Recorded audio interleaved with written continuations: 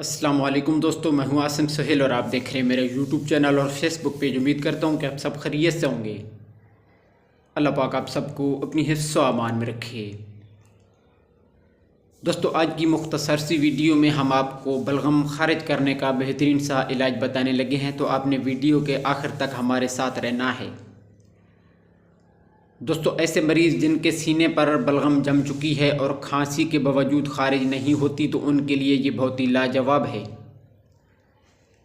ऐसे मरीज़ों को सांस लेने में भी बहुत तकलीफ़ का सामना करना पड़ता है और सांस की तंगी भी हो जाती है, जो परेशानी का बायस बनती है। तो दोस्तों, ये दो चीज़ें हैं जो कि बहुत ही आसान हैं। तो आपने 1 चम्मच गुड़ और आधा चम्मच सफ़ेद ज़ीरा लेना है।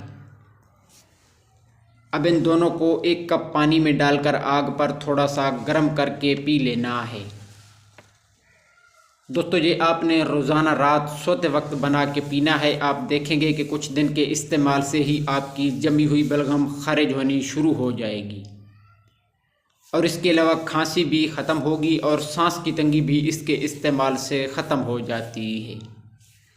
तो दोस्तों, ये थी हमारी आज की वीडियो। उम्मीद है कि आपको पसंद आई होगी। मज़ीद इस तरह की वीडियो के लिए हमारे चैनल को सब्सक्राइब कर दें और साथ में दिए गए बेल आइकन के बटन को भी ज़रूर प्रेस कर दीजिएगा। दुआ में याद रखिएगा। जज़ाकल्लाह खैरा।